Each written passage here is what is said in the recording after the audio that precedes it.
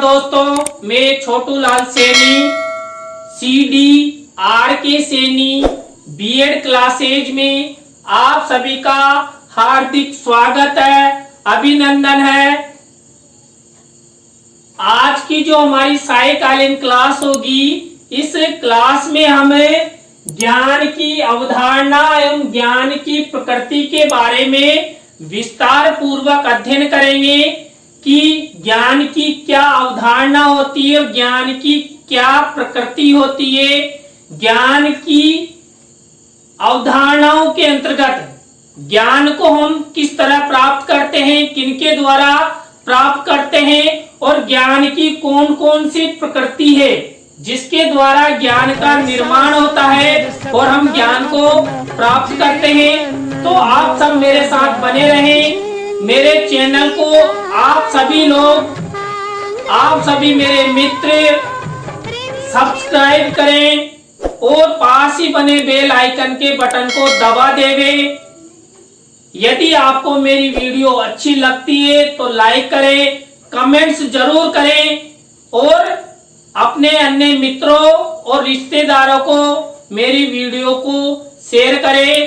तो आइए अब हम देखते हैं ज्ञान की अवधारणा एवं ज्ञान की प्रकृति कि ज्ञान की क्या अवधारणा होती है और ज्ञान की क्या प्रकृति होती है। ज्ञान की अवधारणा क्या होती है, तो देखिए, शिक्षा का प्रमुख लक्ष्य उद्देश्य होता है ज्ञान प्रदान करना। देखिए, जो हमारी शिक्षा होती है उसका प्रमुख लक्ष्य उद्देश्य होता है ज्ञान प्रदान करना। अब वो ज्ञान प्रदान हम प्रत्यक्ष या परोक्ष रूप से, ज्ञान शिक्षा द्वारा हमें प्रत्यक्ष और परोक्ष रूप से प्राप्त होता है। और जो शिक्षा हमें ज्ञान प्रदान करती है वो किसी भी प्रकार का कोई भी भेदभाव नहीं देखती है। वो सभी प्रकार के, चाहे बालक हो या बालिका हो, वृद्ध हो या पुरुष हो या जवान हो, सबको समान रूप से ज्ञान प्रदान करती है, शिक्षा प्रदान करती है। तो जो शिक्षा का प्रमुख लक्ष्य है, उद्देश्य है, वो होता है ज्ञान प्रदान करना। तो हम यहाँ ज्ञान की अवधारणा पढ़ रहे हैं। तो देखिए, यहाँ पर ज्ञान शब्द शिक्षा से जुड़ा हुआ है। शिक्षा के अंतर्गत जो भी अध्ययन अध्यापन होता है, यानी शिक्षा के अंतर्गत जो भी अध्ययन अध्यापन होता है वह सत्य पर आधारित होता है। देखिए, हम शिक्षा द्वारा सत्यात्मक ज्ञान प्राप्त करने की कोशिश करते हैं। मान लीजिए, हम किसी भी वस्तु, किसी भी घटना, किसी भी तथ्य, किसी भी तत्व, किसी भी पदार्थ के बारे में ज्ञान प्राप्त करना चाहते हैं तो वो ज्ञान कैसा होगा? वो सत्य पर आधारित होगा। मान लीजिए, आप रेल के इंजन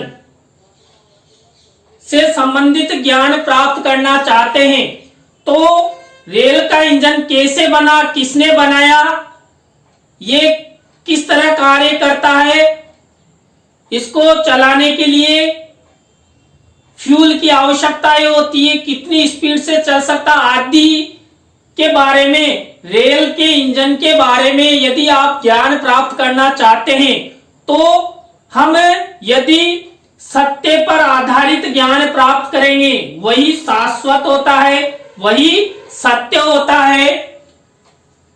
शिक्षा में ज्ञान एवं सत्य एक दूसरे के पूरक है। बिल्कुल सही है।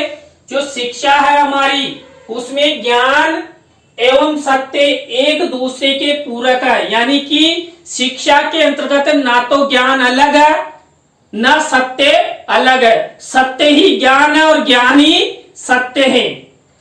ज्ञान के द्वारा हमें सत्य प्राप्त होता है और सत्य के द्वारा हमें ज्ञान प्राप्त होता है।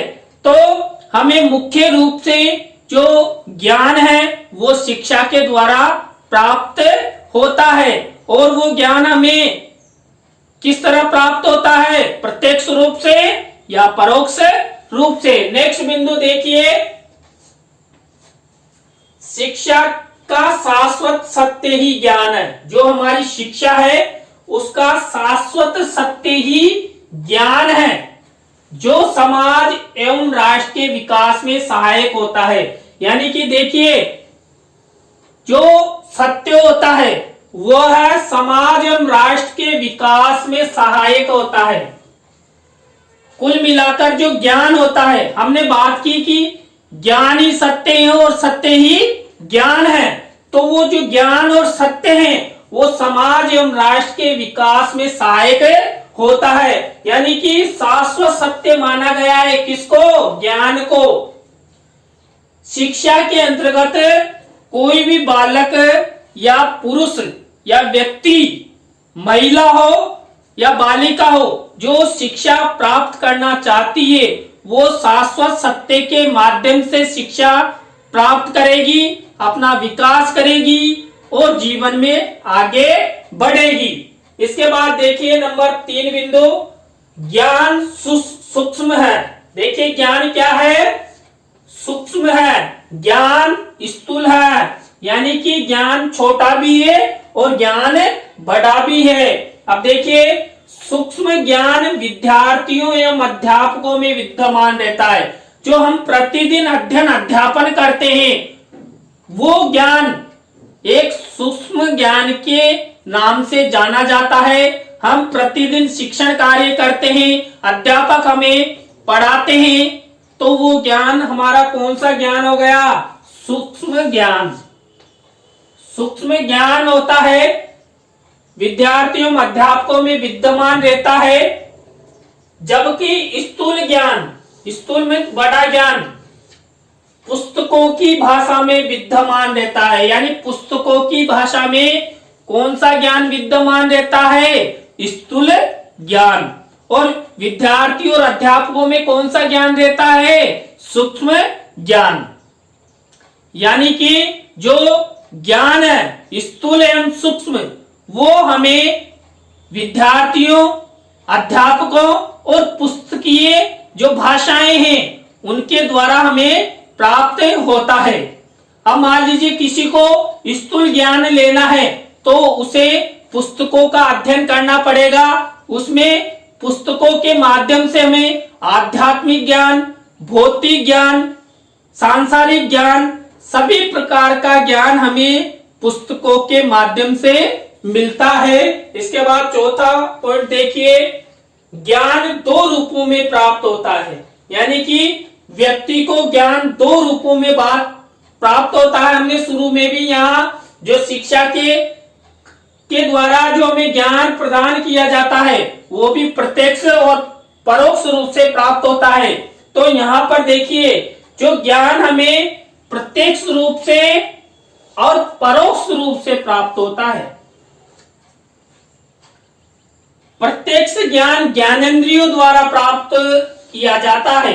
जो हमारी ज्ञानेंद्रियां होती है उनके द्वारा, उनके अनुभवों के द्वारा हमें जो प्रत्यक्ष ज्ञान होता है, यानी कि प्रत्यक्ष ज्ञान का मतलब जो हमें दिखाई दे, हम सामने बैठकर ज्ञान ग्रहण करें और हमें खुद महसूस हो, अनुभव हो कि हमने ज्ञान प्राप्त कर लिया है। देखिए, हमें जो प्रत्यक्ष ज्ञान है वो कक्षा कक्ष में या किसी दूसरे व्यक्ति के सामने बैठकर, मान लीजिए कोई विद्वान है और वो हमें प्रवचन दे रहा है, तो वहां पर जो विद्वान है, अध्यापक है, उसके द्वारा जो सामने बैठे हुए श्रोताओं के द्वारा जो ज्ञान प्राप्त किया जाता है वो प्रत्यक्ष ज्ञान होता है। और जो परोक्ष, अब जबकि परोक्ष ज्ञान कथनों एवं पुस्तकों द्वारा प्राप्त होता है। यानी कि देखिए, जो परोक्ष ज्ञान है उसको कोई देता नहीं है, उसको खुद को ग्रहण करना पड़ता है। उसके लिए हमें कुछ कथन, कहानियां, कुछ तथ्य या पुस्तकों का सहारा लेना पड़ता है। हम खुद धीरे धीरे अध्ययन करते हुए अनुभव के द्वारा जो परोक्ष ज्ञान है उसको प्राप्त करते हैं। आपने देखा होगा कई विद्यार्थी ऐसे होते हैं जो 1-2 क्लास पढ़ने के लिए जाते हैं फिर पढ़ाई छोड़ देते हैं, फिर भी वो अच्छे विद्वान बन जाते हैं। क्यों? क्योंकि उन्होंने जो परोक्ष ज्ञान है, पुस्तकीय ज्ञान है, वो घर पर बैठकर प्राप्त किया। आपने देखा होगा जब आप स्वयं पाठी के रूप में परीक्षा देते हैं तो वहां पर आप किसी गुरु के या किसी अन्य व्यक्ति के द्वारा अध्यापन नहीं होता है, तो आप खुद स्वयं अध्ययन करते हैं और ज्ञान प्राप्त करते हैं, तो वो ज्ञान हुआ हमारा परोक्ष रूप से। देखिए यहाँ पर एक उदाहरण है, हम उदाहरण की बात करते हैं। जो सूक्ष्म एवं स्थूल ज्ञान है वो हमें किस प्रकार दिखाई देता है। आपने नमक देखा है, नमक के बारे में सुना है, जो हम खाने में प्रयोग करते हैं। एक नमक तो होता है जो खाने में प्रयोग करता है, जो बिल्कुल बारीक होता है। एक नमक होता है जो बड़े एक पत्थरों के टुकड़ों की तरह होता है। जब उन दोनों प्रकार के नमक को हम पानी में डालते हैं तो जो बारीक पिसा हुआ नमक होता है वो पानी में घुल जाता है, जो हमें दिखाई नहीं देता। और दूसरा जो नमक है जो हमें पत्थरों के रूप में एक आकार के रूप में हमने पानी में डाला, वो नमक जल्दी से पिघलता नहीं है, तो वो जो नमक है वो हमें स्थूल रूप में दिखाई देता है। यानी कि जो सूक्ष्म ज्ञान है वो जल्दी से भूला जा सकता है और हमें दिखाई नहीं देता है, जबकि जो स्थूल ज्ञान है वो हमें दिखाई देता है और जल्दी से अपनी स्मृति में से नहीं जाता है, वो चिरकाल तक जीवित रहता है, स्मृति को बढ़ाए रखता है। इसके बाद देखिए ज्ञान संज्ञानात्मक स्तर पर। देखिए संज्ञानात्मक स्तर होता है बालकीय रूप से। जब बालक कक्ष में अध्ययन के लिए जाता है और कुछ ज्ञान वो घर पर भी प्राप्त होता है, तो देखिए जो ज्ञान होता है वो हमें संज्ञानात्मक स्तर यानी कि बालकों की बाल्यावस्था में परिभाषाओं, सिद्धांतों, नियमों, तथ्यों, तत्वों, तुलना, व्याख्या, संश्लेषण, विश्लेषण, वर्गीकरण, मूल्यांकन आदि द्वारा प्रदान किया जाता है। यानी कि जो कोई बालक है वो ज्ञान प्राप्त करना चाहता है, उस बालक को ज्ञान प्रदान करने के लिए हमें परिभाषाओं का, सिद्धांतों का, नियमों का, वर्गीकरण का, तुलना का, संश्लेषण, विश्लेषण का आदि का प्रयोग करना पड़ेगा, तब जाकर बालक को ज्ञान प्राप्त होगा। जब आप अध्यापक बन जाएंगे या जो एक अध्यापक होता है वो छात्रों को पढ़ाने के लिए विभिन्न प्रकार के तरीके, संश्लेषण, विश्लेषण, विधियां, शिक्षण सिद्धांत, शिक्षण सूत्रों, दृश्य श्रव्य उपकरणों का सहारा लेता है, तब जाकर जो विद्यार्थी हैं वो अधिगम करते हैं। यानी अधिगम का मतलब ज्ञान प्राप्त करते हैं। तो देखिए जो ज्ञान है उसको प्राप्त करने के लिए हमें परिभाषाओं, सिद्धांतों, नियमों, तथ्यों, तत्वों, तुलना, व्याख्या, वर्गीकरण, संश्लेषण, विश्लेषण आदि की आवश्यकता होती है, तब जाकर हमें ज्ञान प्राप्त होता है। यदि हमने इनका प्रयोग नहीं किया तो हम ज्ञान प्राप्त नहीं कर सकते, चाहे वो प्रत्यक्ष ज्ञान हो या परोक्ष ज्ञान हो। इसके बाद नेक्स्ट पॉइंट देखिए, भारतीय दर्शन में ब्रह्म यानी भारतीय दर्शन में ब्रह्म होता है ना, ब्रह्म को सत्य को ज्ञान माना गया है। यहां पर हमने देखिए शिक्षा में भी यही कहा है कि ज्ञान ही सत्य है और सत्य ही ज्ञान है। तो भारतीय दर्शन में भी जो ब्रह्म है उसको सत्य माना गया है और सत्य को ही ज्ञान माना गया है।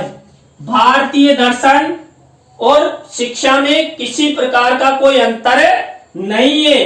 परम सत्य द्वारा ही ज्ञान की प्राप्ति होती है। यानी कि जिस व्यक्ति ने परम सत्य को प्राप्त कर लिया उन्हें ज्ञान की प्राप्ति हो जाएगी। आपने स्वामी विवेकानंद जी, महात्मा बुद्ध आदि के बारे में सुना होगा।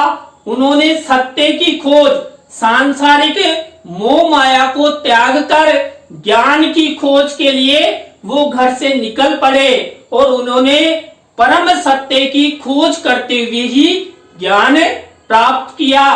तो ये थी ज्ञान की अवधारणा। ज्ञान की अवधारणा के बाद हम ज्ञान की प्रकृति के बारे में अध्ययन करते हैं कि जो ज्ञान है उसकी प्रकृति क्या है। तो ज्ञान की जो प्रकृति वो 5 प्रकार की होती है। देखिए, पहली प्रकृति है अमूर्त प्रकृति। जो ज्ञान है वो अमूर्त होता है। तो ज्ञान की अमूर्त प्रकृति क्या होती है? ज्ञान हमें एक दूसरे के साझा रूप में प्राप्त होता है। देखिए, हमेशा ज्ञान एक व्यक्ति से भी प्राप्त होता है, लेकिन जो अमूर्त ज्ञान है वो एक दूसरे से हमें प्राप्त होता है। विचारकों, विद्वानों, शिक्षकों द्वारा सत्य पर आधारित ज्ञान प्रदान किया जाता है। जो अमूर्त ज्ञान है वो विद्वानों, विचारकों और अध्यापकों के द्वारा हमें प्राप्त होता है या प्रदान किया जाता है, जो शाश्वत सत्य पर आधारित होता है। देखिए, कभी भी जो अच्छा विद्वान होगा, अच्छा शिक्षक होगा, अच्छा विचारक होगा, वो भ्रामक ज्ञान कभी प्रचार प्रसारित नहीं करेगा और ना ही किसी को प्रदान करेगा। वो हमेशा सत्य पर आधारित ज्ञान प्रदान करेगा। हमारे जो स्वामी विवेकानंद जी है, तो देखिए वो उस समय हमारे भारतीय ज्ञान को अमेरिका के जो एक विश्व की सबसे शक्तिशाली राष्ट्र माना जाता है, उसके धरातल पर हमारे भारतीय ज्ञान को रखा। और क्योंकि भारतीय ज्ञान सत्य पर आधारित है, शाश्वत है और हमारे जो विचारक विद्वान है वो एक अच्छा ज्ञान प्रदान करते हैं। यह ज्ञान विचारों के बीच न्याय संगत शाश्वत सत्य रूप में प्राप्त होता है, जो ज्ञान की अमूर्त प्रकृति को प्रदर्शित करता है। यानी कि जो शाश्वत जो सत्य ज्ञान मिलता है वो ज्ञान की अमूर्त प्रकृति को, न्याय संगत प्रकृति को निर्धारित करता है। इसके बाद देखिए, ज्ञान की दूसरी प्रकृति सामाजिक प्रकृति। ज्ञान को सामाजिक रूप में साझा की गई समझ है।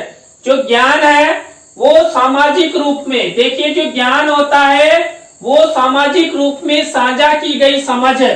देखिए, समाज द्वारा सामुदायिक विकास के लिए ज्ञान प्राप्त किया जाता है।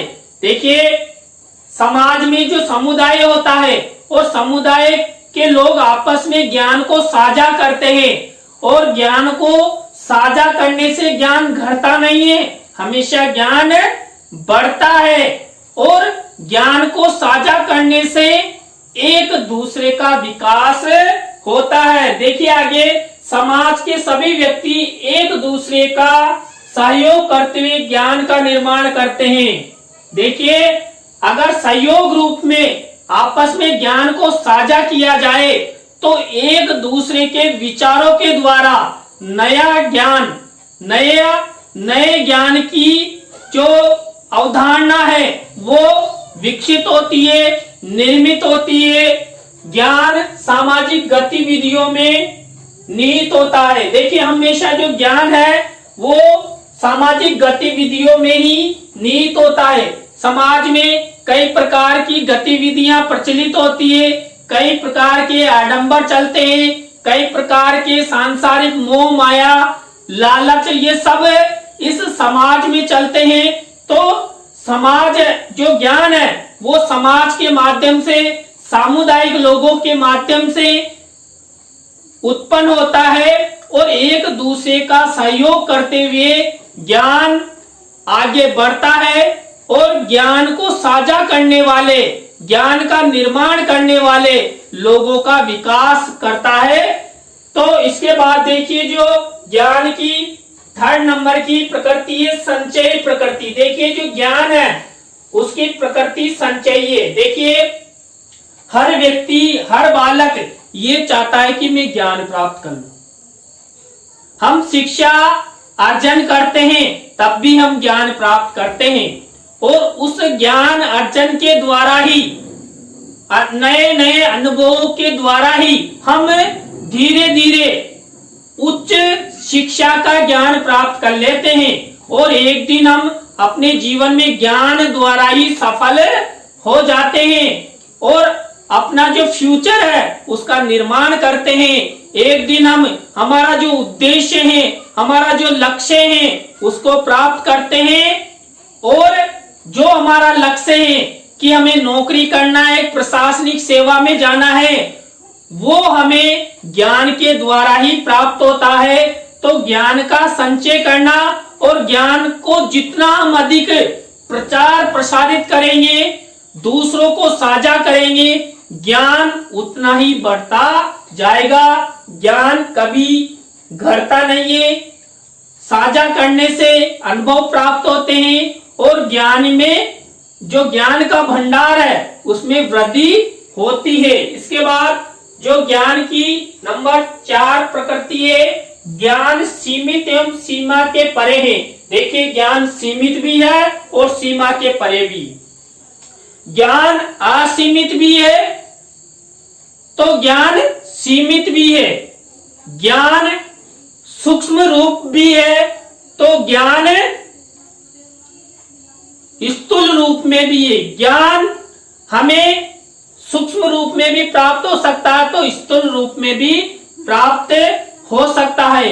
यदि ज्ञान को जिस रूप में हम प्राप्त करना चाहते हैं, चाहे सूक्ष्म रूप में या स्थूल रूप में, वो हम ज्ञान प्राप्त कर सकते हैं। तो ज्ञान सीमित भी है और सीमा से परे यानी असीमित।